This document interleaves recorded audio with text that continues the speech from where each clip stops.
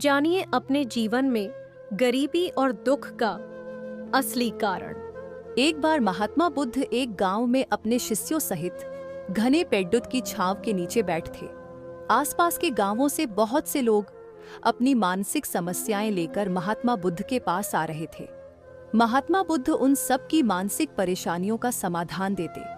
सब लोग खुशी खुशी अपनी समस्याओं का समाधान पाकर वहां से लौट रहे थे।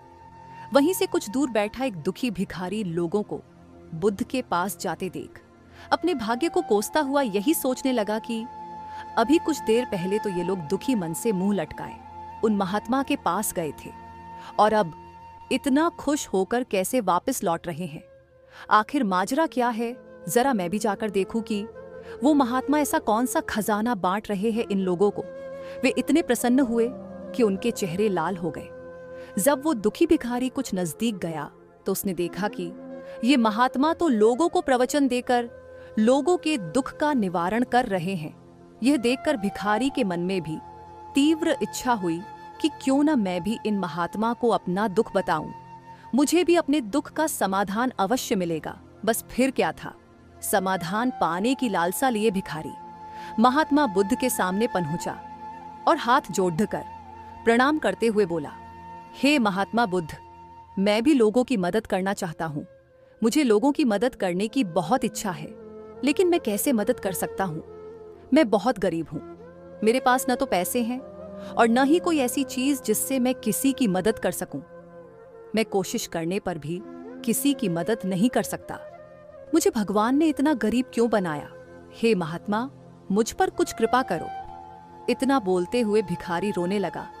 महात्मा बुद्ध बोले, आप बहुत अज्ञानी हैं, क्योंकि आप अभी तक इस भ्रम में जी रहे हो कि आपके पास कुछ नहीं, जबकि दूसरों को कुछ देने के लिए आपके पास बहुत कुछ है।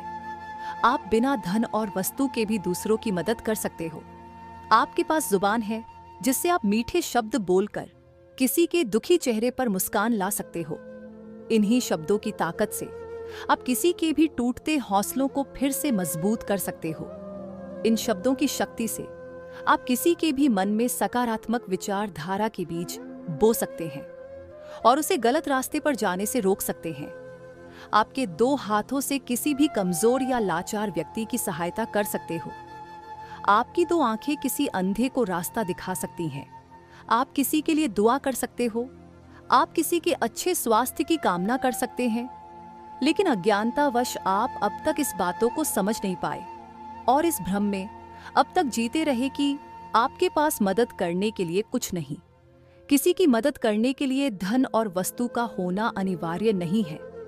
बिना धन और वस्तु के भी हम कई प्रकार से लोगों की मदद कर सकते हैं।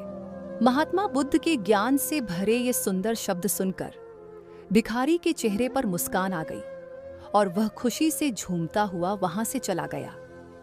आपको ये महात्मा बुद्ध की शिक्षाप्रद कहानी अच्छी लगी हो तो वीडियो को लाइक और चैनल को सब्सक्राइब करना ना भूलें।